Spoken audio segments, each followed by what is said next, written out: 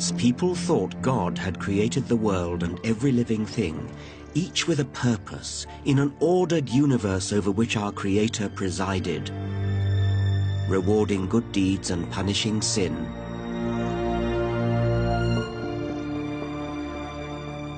Charles Darwin's theory of evolution by natural selection blew a hole in this comfortable explanation of life and faced us with a blindingly obvious yet disturbing truth.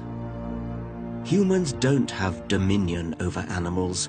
We are animals. We're the fifth ape. But even Darwin hesitated to say this out loud. It throws into question our trust in our fellow human beings. Are our morals and manners just a veneer? Since a struggle for existence drives evolution, why don't we humans run an entirely dog-eat-dog world? How about genocide and ethnic cleansing? Are they some kind of survival strategy? In this program, I want to confront the issue that Darwin skirted around in The Origin of Species, the evolution of human beings. I want to ask what it means for us to be evolved. The question is more urgent than ever. Increasingly, religious people and others attack Darwinism for, in their view, excusing selfishness and barbarism. Throughout my career, I've wrestled with how to reconcile my liberal values with what Darwin revealed to be the pitiless war of nature. So now I'm going to take you into the Darwinian heart of darkness and look for answers and for hope. Natural selection is the driving force of our evolution, but that doesn't mean that society ought to be run on Darwinian lines. As a scientist, I'm thrilled by natural selection, but as a human being, I abhor it as a principle for organizing society.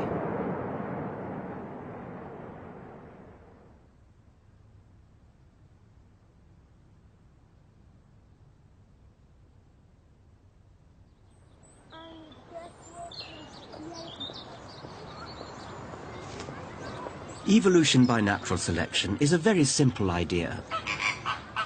Over thousands of generations, in a struggle for existence, successful variations have survived to reproduce.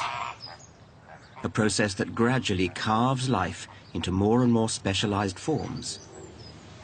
Life forms that include the apes, gibbons, orangutans, gorillas, chimps, and us.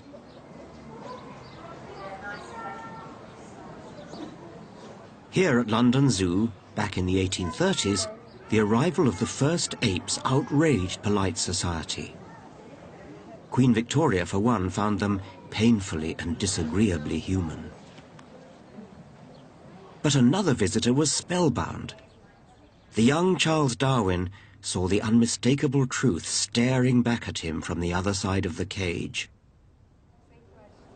The uncanny familiarity of ape hands and the humanity we seem to glimpse in their eyes was for Darwin further evidence to support the idea of evolution, that all life was related.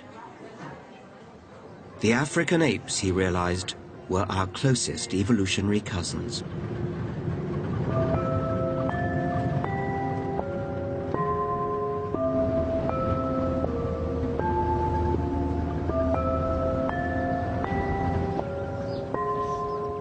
East Africa, my birthplace, and rather more importantly, the birthplace of the human species itself. Between 5 and 6 million years ago, there lived in Africa an ape who had 2 children. One of those children was destined to give rise to us, and the other was destined to give rise to the chimpanzees. If I stood here and held my mother's hand, and she held her mother's hand, and she held her mother's hand, and so on back to the grand ancestor of all humans and all chimpanzees, how far would the line stretch? The answer is about 300 miles. Over that surprisingly short distance, the fossil record shows evidence of extraordinary changes. The paleontologist Richard Leakey and his family have uncovered the hard evidence in Kenya's Rift Valley. Evidence that charts the evolution of our ancient human ancestors. About 1.9 million years ago, you have skulls like this turning up now, and this is what they were calling Homo habilis. Largish-brained, still got a flat, big face, and probably ancestral to Homo erectus, which turns up in Africa at about 1.8 million years. This, then, is the ancestor to Homo sapiens. This persists for almost 1 million years, this condition, and then it gives way to something with an even larger brain, things that are much more like ourselves. These whopping great vaults. The brain has really expanded. It's much more like a modern human brain in terms of size and in terms of shape. And by the time you get to this, all of these others have disappeared from the fossil record. So there's all the major steps in the human story are in fact told in Africa. I often meet people who say to me, nobody's going to tell me I'm an ape. Is there a kind of visceral revulsion, do you think? Do you meet that as well? Yes, I do meet that, but it seems to be so misplaced because, as you know, we are the fifth ape. I mean, we never separated from the apes. We just do things differently. I've often found it fun to go to an ape exhibit in one of the big zoos, and you can watch people looking at a group of chimpanzees. And what is very clear if you watch their facial expression, you can see that they're not so sure that that ape's like them, but they can look around and say, yeah, there's a similarity between the person on the other side of the cage. We're closer to chimps, African chimps, than a horse is to an ass. Horses and asses put together produce offspring. Wow, says everybody. Are you? Yeah, I am.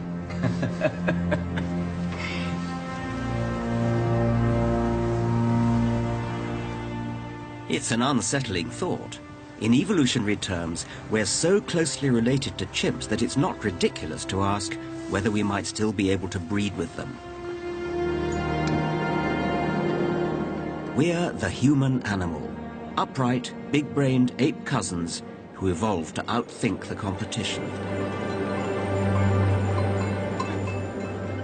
As a biologist, I've wondered at the challenging implications of this, what it tells us about human society now. But over half the people on Earth are so horrified by what Darwinism reveals about our origins, they just refuse to believe it. I'm an ape. Yeah. Are you an ape? No, I'm not. I'm a human being.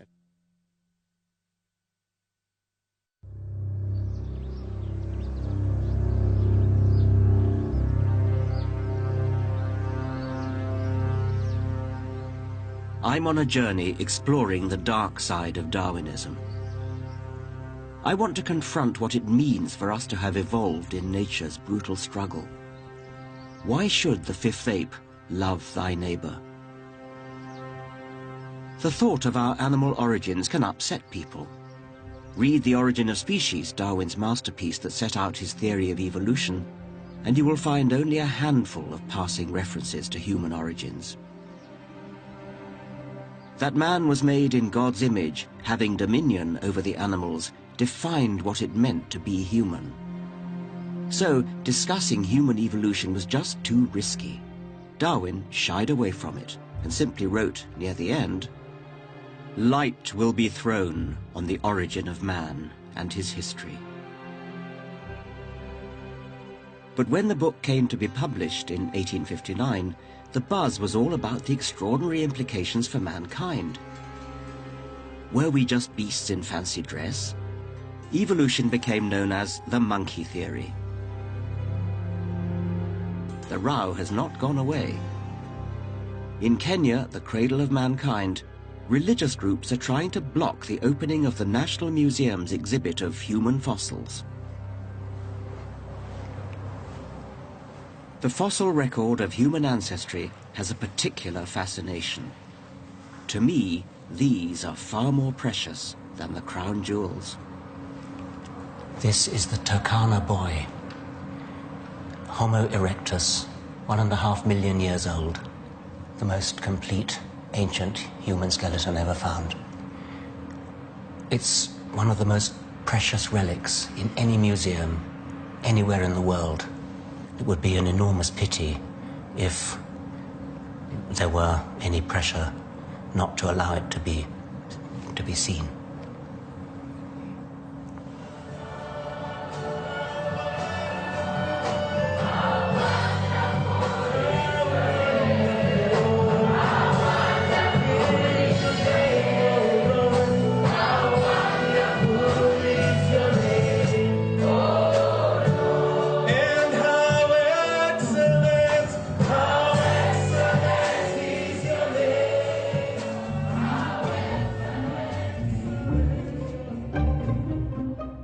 The 10 million strong evangelical movement in Kenya has run a Hide the Bones campaign.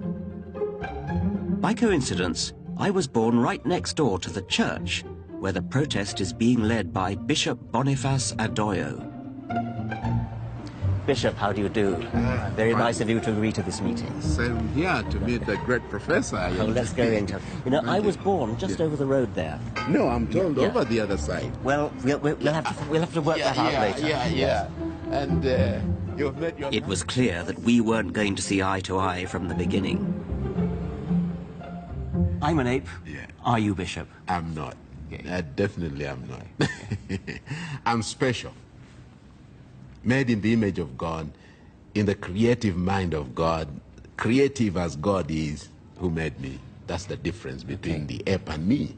Well, I'm an ape. I'm an African ape, and I'm very proud to be an African ape. Yeah. And so should you be. Don't you think the evidence should be displayed for all to see and make up their own minds? Yeah, sure. Everybody, but you're against displaying everybody it. You're against should make up their own mind. No, I'm not against the display. I'm against the attachment of the evolution theory to the displays. You see, that's all we're talking about. So you'd be happy for them to be displayed but not with evolutionary messages. Because they are complete human being skulls. Well, not really. I mean, they're very much smaller than ours, and they've got very much less brain. The 3 million-year-old one had the same size brain as chimpanzees. They were kind of chimpanzees on their hind legs. So it was the first step towards becoming human. And the next step was then, in the Turkana boy, to have a bigger brain. And the final step was to have an even bigger brain like us. If that's where we originated and evolved into this stage, why aren't those chimpanzees also evolving into man? Why aren't they extinct?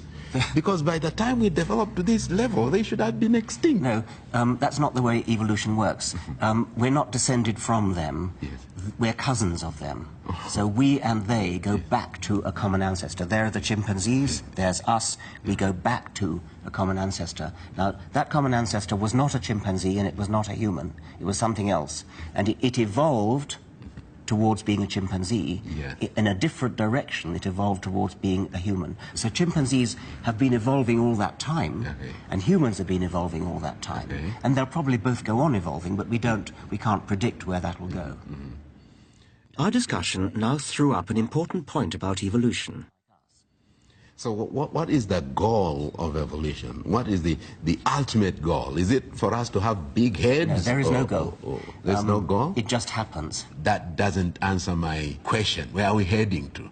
I mean, up to where shall we say that this is the limit of evolution? It doesn't have goals. It's a misunderstanding of evolution to say it has goals. It never did have goals. It just changes.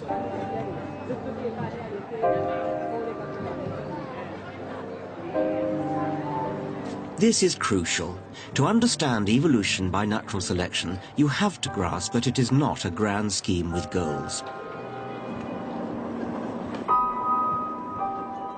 It's a harsh, unguided process which simply favors those that are most successful at passing on their genes. It has no morality or purpose. And we humans are just one of its products.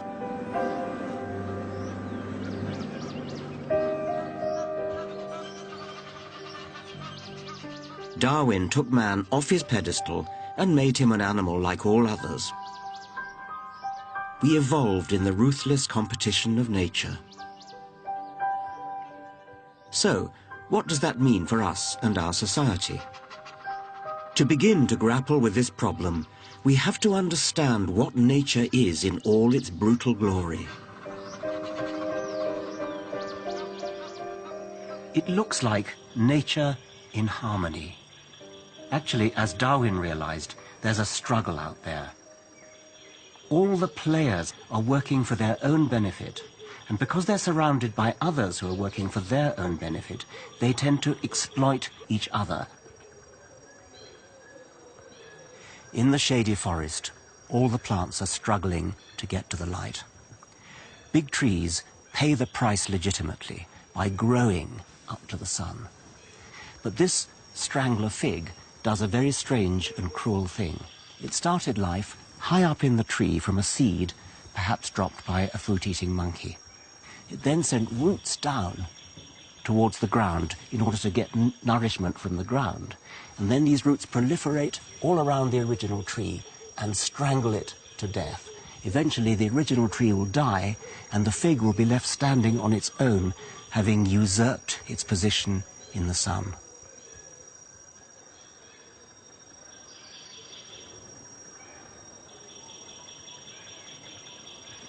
The bitter struggle for survival in nature has been the dynamic force that has driven the evolution of life. And with the consequences of Darwinism begins. Attacks on Darwin have claimed that his goalless, soulless theory has unleashed the worst of human nature. If nature is ruthless competition, and nature is where we evolved, then is this the model for human society? Every man for himself? Well, let's look at this. There is one area of human affairs in which the dog-eat-dog mentality is natural. In business.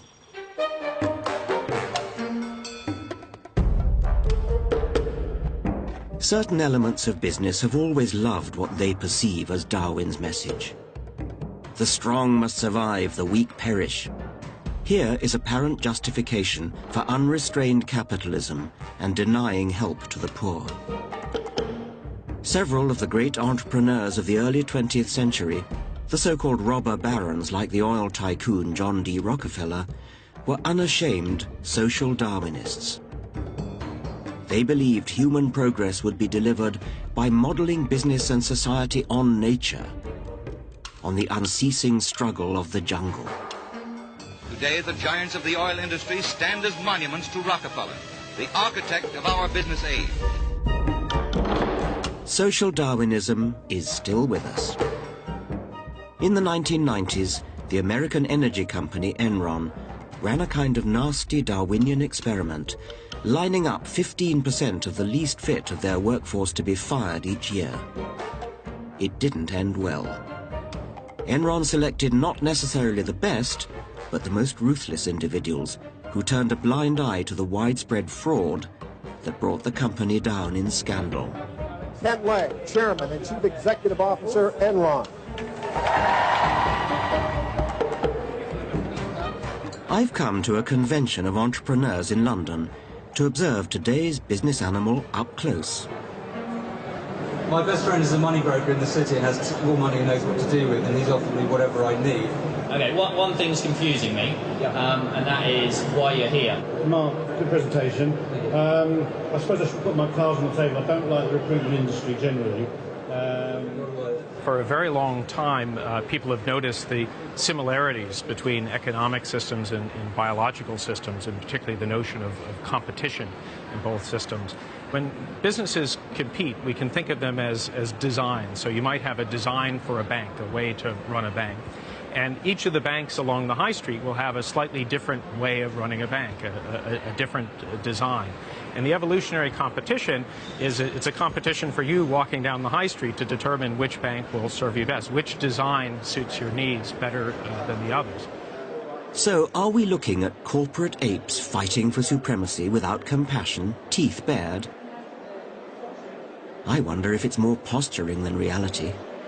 Do you think there's a risk of overdoing the Darwinian analogy? Yes, very much so. The press loves to play up company CEOs and entrepreneurs as these heroes, and in many ways they are. They work incredibly hard, make great sacrifices.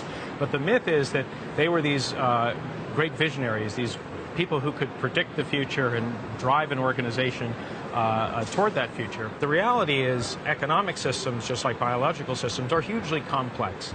And being able to predict what's going to happen in the long term is extraordinarily difficult or even impossible.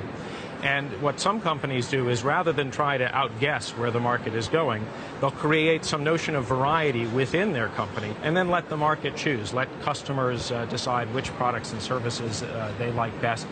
But these legendary moguls who emerge, I mean, is it sort of luck that they're the ones who they just happen to get it right, and with hindsight you can say that they got it right, but that's all, it's just hindsight? Well, not to take away from the talent that these individuals may have, but if you imagine a room full of people flipping coins, if the room's big enough, one of them is going to get 10 heads in a row. And then if you ask that person, what did you do? They'll say, well, I'm an expert coin flipper. I got my wrist just right. And we see the same thing in business. So, Darwinism in business seems to be little more than a metaphor, an analogy. It certainly doesn't provide a straightforward natural law for economic progress, as social Darwinists used to argue. But can Darwinism be applied to other areas of human affairs? What about taking back the reins of our own evolution? Don't copy nature, but control it. Speed up the elimination process. Once they have been born, defectives are happier and more useful in these institutions than when at large. But it would have been better by far if they had never been born. It's been tried before. The eugenics movement of the early 20th century aimed to stop the weak procreating through compulsory sterilization of the unfit. Eugenics seeks to apply the known laws of heredity so as to prevent the degeneration of the race and improve its inborn qualities. Here was a slippery slope down to a nightmare.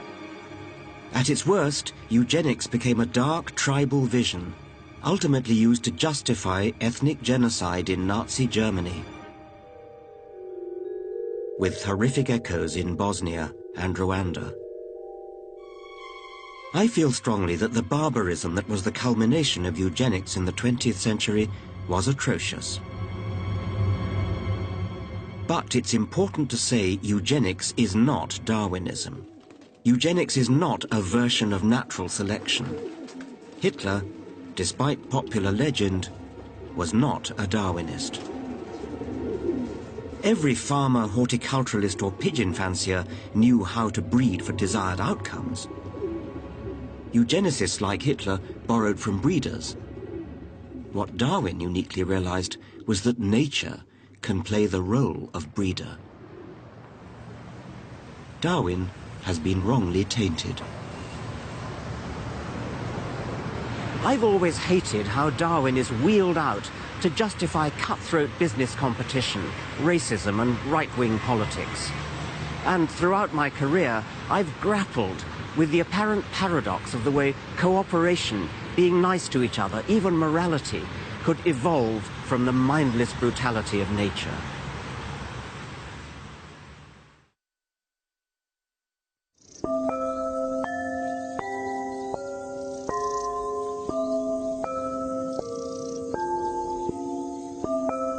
Charles Darwin argued in Origin of Species that evolution of life on Earth had been driven by a brutal struggle for existence. Natural selection can seem bleak for many biologists. Certainly nature can be pitiless and cruel. But I've been intrigued by what appear to be acts of kindness in nature. Warning cries, huddling for warmth and comfort, and mutual grooming. Animals like these are displaying what we call altruism. They're giving something to another at a cost to themselves.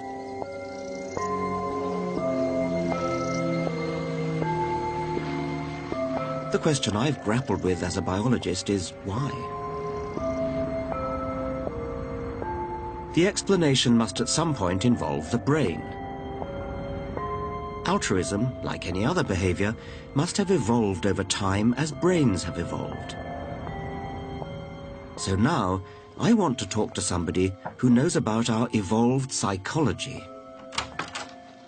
Steve, hello, nice to see you. When we teach about evolution, we naturally tend to focus on anatomy, but you could equally well say that psychology, that our minds are evolved organs or organ systems, couldn't you? Well, yes, and we have every reason to believe that the mind is a product of the activity of the brain, and I happen to have it here. And it's clear that the brain is an organ. It's got an evolutionary history. All of the parts in the human brain you can find in the brain of chimpanzee and other mammals. And we also know that the brain is not just a random neural network. And we have reason to believe that a lot of the products of the brain, our perception, our emotions, our language, our ways of thinking, are strategies for negotiating the world, surviving, bringing up children, finding mates, negotiating relationships. I suppose we can all understand why sexual lust has Darwinian survival value. And are you now saying that the mechanisms for guilt, trust, that those are a bit like lusts? I mean, there's a lust to trust, or is that not a... Indeed. I mean, there are... and people have... no problem accepting Darwinian explanations for emotions that are triggered by the physical world. Fear of heights and snakes and spiders and the dark and deep water. Disgust at bodily secretions that might be carrying parasites or rotting meat and so on. But often feel a little more surprised and even resistant to the idea that some of our moral emotions might have an evolutionary basis, like trust, like sympathy, like gratitude. But I think that as clear as it is that fear has an evolutionary basis, I think our moral emotions can be analyzed in the same way.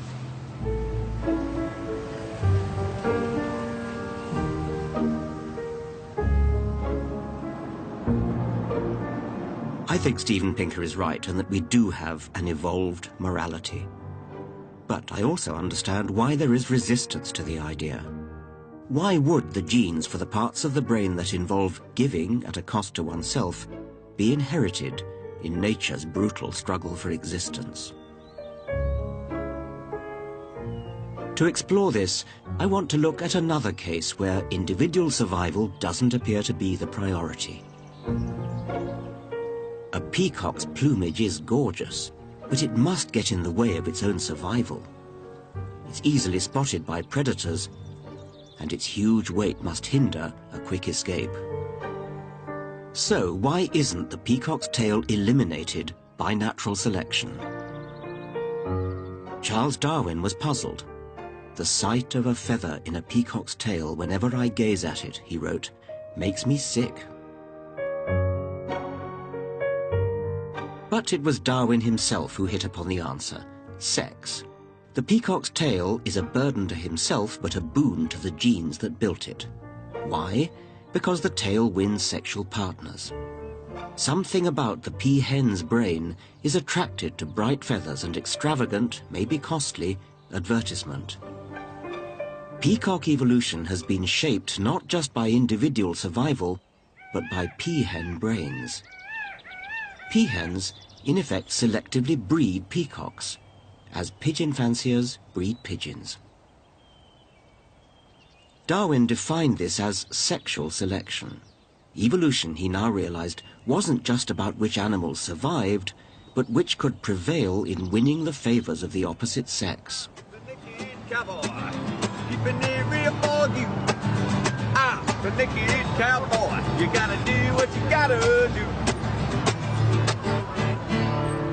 There are two ways for an individual to pass its genes on to the next generation. You've got to survive, and you may have to be attractive to the opposite sex. A peacock is a walking advertising hoarding. A peacock's tail, with its eye spots, is like a walking neon sign.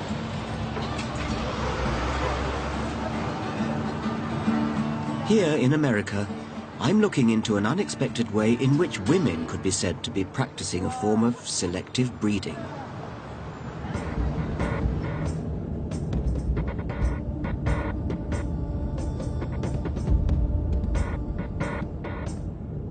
I'm going to meet some single women who, in the cold light of day, are choosing the attributes they want to mate with and hope to pass on to their children. Is it even possible that kindness, altruism, is one of the things they go for? Hi. Hello, you must be Stacey. Yes, I am. Welcome. I'm Richard. Very nice to meet you. Come in. And this is... These women want to become mothers through a sperm donor. It's a kind of high-tech sexual selection. Thank you very much for... Did you think you were choosing a man that you yourself might have been attracted to? Absolutely. Yes. I mean, it's a little bit, I joke, it's a little bit like going on Match.com. You pay for a 3-month membership and you look at the photos. And, you know, I know some women that look at it that way. You know, you're looking for healthy, attractive, fit, and intelligent. So I would want those qualities for my child, the same qualities I would want in a partner.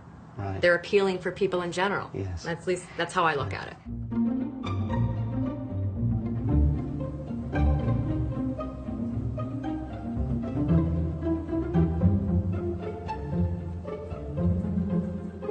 For the women's potential partners, partners whom they never meet, the process begins here. Down here we have the donor rooms where, you know, they can do their thing. And, you know, we're trying to... Suitable pictures on the wall. Oh, of course, you've got to have a little inspirational material to help it along, you know. But who are the women going to pick? The same type of room. Are there any women who say, well, just give me something at random? Very, very, very rarely. Okay. Tell me a woman that has walked into a shoe shop and said, just give me whatever you have. That doesn't happen, you know. No, that's right. Yeah, but I mean, I'm interested anything you buy, because you spend time on your decision. That's right, of course. But I mean, we kind of in our society pay lip service to the idea that there's something taboo about eugenic choice, and so you might think that the women might, as it were, go along with that and say, well, I don't approve of eugenics, so it's America. It's a society of consultation and consumerism. People are used to, you go online, you buy products, you ask questions about the products. Donors have to provide full and intimate details of all aspects of their life. Shoe size and allergies and skin tone, if he tans easily. There's one that caught my eye. 6'1", hazel eyes, curly brown hair. Favorite pet dog? Favorite pet. If he's a smoker. Likes James Bond. He likes the Aston Martin. He likes jazz music. But I want to return to the enigma of altruism. Is it possible that among the qualities women want in a sperm donor is niceness, kindness? I'm interested in this donor because he explained that someone in his family had difficulty getting pregnant, and so it was important to him to be able to help others who were in need of assistance in that area. So I liked that. What's fascinating is that the women don't just want the obvious alpha male qualities. You know, there's so many things that goes into it than just looks or intelligence. One of the donors that have been really popular is actually the nicest guy. And I don't know how you put that in a formal, but he's the nicest guy. Yes. He's not the smartest guy. Yeah. He's not the best looking guy. So how do they know? How do they know he's the nicest guy? From his... He's actually written a really good extended profile about himself. So I've actually met the guy. That I can tell you the profile actually checks out. He is a really nice guy.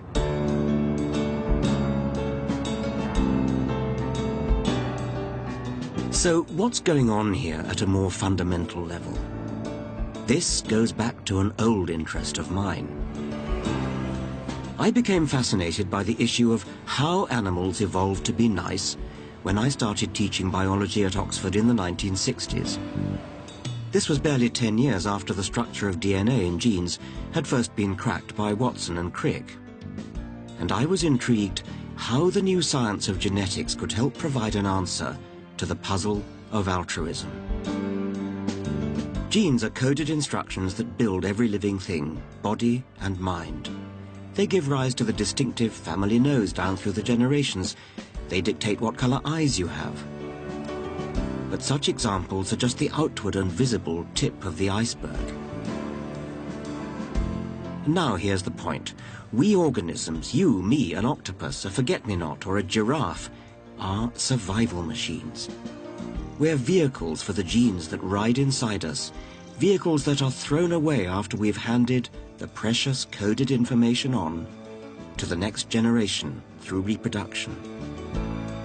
Genes are copied from one generation to the next, on and on. So they, and they alone, are immortal. I advocate a kind of gene's eye view of nature. The genes that survive are the ones that consistently provide slightly longer necks, slightly keener eyes, or improve camouflage, and so help their vehicle to survive, and therefore pass those same genes on. The survival of the fittest really means the survival of genes, because it is only genes that really survive down through many generations.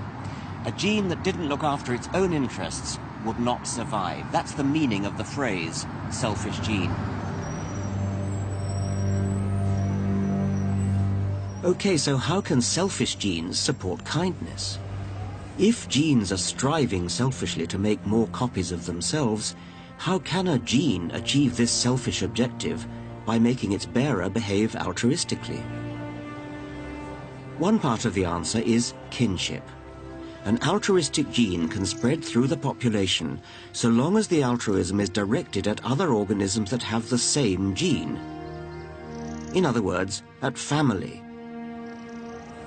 So, selfish genes build parent animals who protect their young.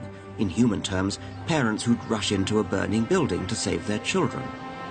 This is called kin selection. The other part of the answer is reciprocal altruism. You scratch my back and I'll scratch yours. When animals live in groups where they encounter each other repeatedly, genes for returning favors can survive. Individuals sacrifice themselves for each other. They give food to each other, to close kin, and to other individuals who might be in a position to pay back favors on another occasion. Selfish genes give rise to altruistic individuals.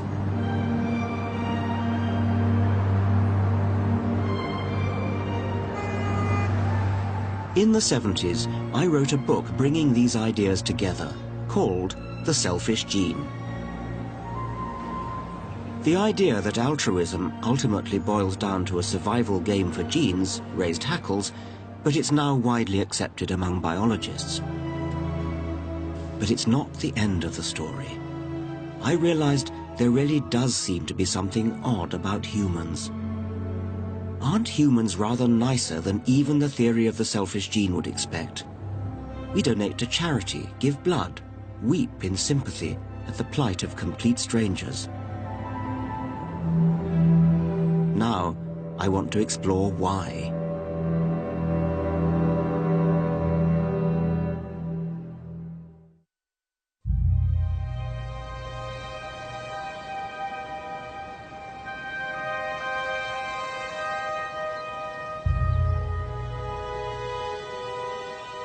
I've been struggling all my life with why people should be quite so kind and decent to each other.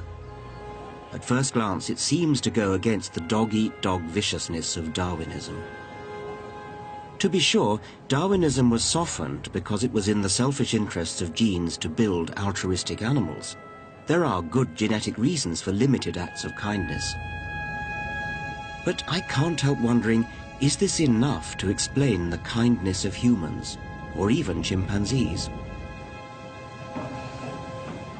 The Dutch primatologist Frans de Waal has been a critic of the selfish gene idea. He studies chimps. He believes that our closest living relatives exhibit empathy and moral concern that goes beyond the kin altruism and tit-for-tat of selfish genes. Let's say there's a big fight, someone loses the fight.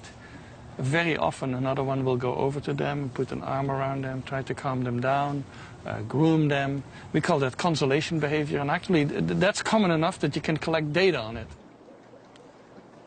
De Waal has accused my work of promoting what he's labelled veneer theory.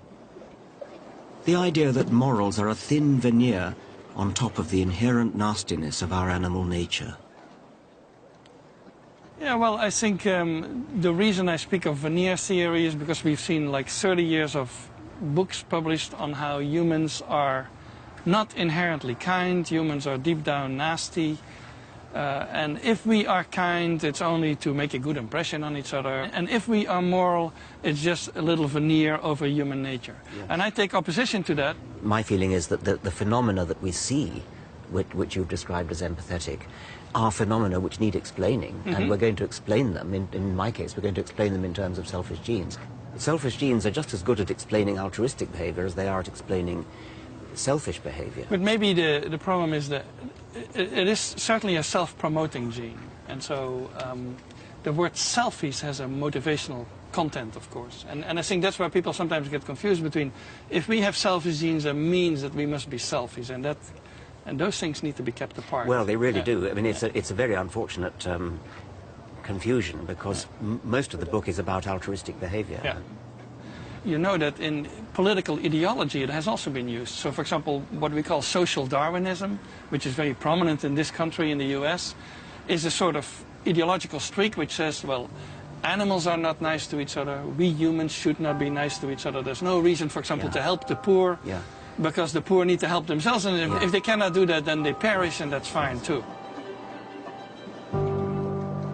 I hate social Darwinism too, but that doesn't mean we should romanticize nature or not face facts when it comes to the genetic roots of altruism. I think altruism has been favored by kin selection in small groups in nature, but when it comes to humans, something special is going on. We've gone beyond kin selection. Our world now has been scaled up. We live amongst large anonymous populations of strangers, not kin who share our genes, and not people who we might expect to return favors. And yet we still have a lust to be nice. The rule that's built into your brain says, be nice to everyone you meet. And that works in nature because everyone you meet is going to be part of the small group. Similarly, everyone you meet is actually probably going to be a cousin. So when I see another human being in distress, weeping or something like that, I have an almost uncontrollable urge to go and console, to maybe, you know, put my arm around them. What's the matter? How can I help? Please let me help you. And that's a strong inner urge, which as a Darwinian, I believe has ancestral roots in a past when I lived in small groups like this, small bands, in which I was likely to be surrounded by kin or surrounded by individuals who could reciprocate. I no longer am. This person who is weeping is a complete stranger to me. They will never reciprocate, and yet the lust is still there. I can't help it.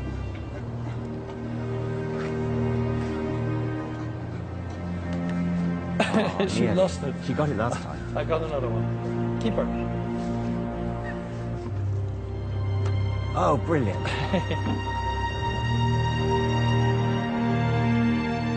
Why are humans often so good to complete strangers? Could it be because our selfish genes are in some sense, a blessed sense, misfiring? Compare it to sexual desire.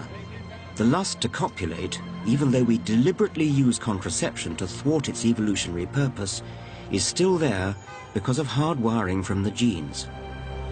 Similarly, have a lust, even to total strangers, because niceness has been hardwired into us from the time when we used to live in small groups of close kin and close acquaintances with whom it would pay to reciprocate favors. This, for me, is the antidote to the darkness some have seen in our Darwinian heritage. And it goes further. The joy of being conscious human beings is that we rise above our origins. Our misfiring selfish genes mean we don't ape the nastiness of nature, but extract ourselves from it and live by our values. As Darwin recognized, we humans are the first and only species able to escape the brutal force that created us, natural selection. We civilized men do our utmost to check the process of elimination. We build asylums for the imbecile, the maimed and the sick. We institute poor laws, and our medical men exert their utmost skill to save the life of every one to the last moment.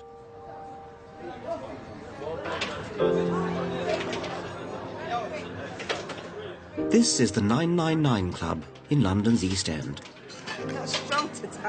It takes in the less fortunate, alcoholics, drug addicts and the homeless, providing them with tea and hot meals. Such altruism is, I believe, among the pinnacles of human civilization. We care for the most vulnerable in our society. We look after the sick. We give welfare to the needy. Because I feel, which I've always felt, that they need something hot to warm them up. You know, when they've been out all night sleeping and they've got no, you know, and they've got no warmth in their bodies. And I should think if we only have a cup of soup. And what makes you feel the need to be so nice and so good? Well, I was a war child, so we never had a lot of food, and that's why I've always tried to look after these best I can. You know, and I think, well, if they're hungry, I'll feed them. So you felt hungry as a child, so yes. You felt, I don't want that to happen to other people. No, that's it. That's how I felt. We can empathise. We can imagine how it is for others. A society run on crude Darwinian lines would be a ruthless, merciless place. Fortunately, natural selection gave us big brains. With those big brains, we can plan a gentler society, the sort of society in which we would want to live. Evolution has no purpose. There's no benevolence there, no forward planning.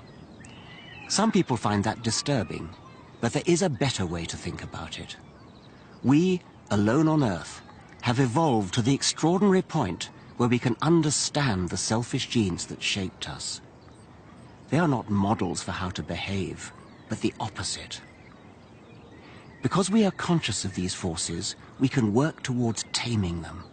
Through kindness and morality, modern medicine, charity, even paying our taxes, we can overthrow the tyranny of natural selection. Our evolved brains empower us to rebel against our selfish genes.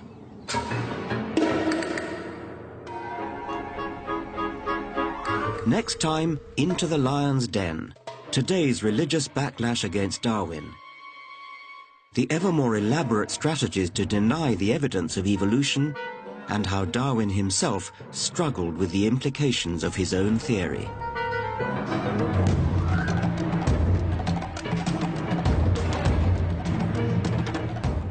See exclusive videos of Dawkins on Darwin and discover more about the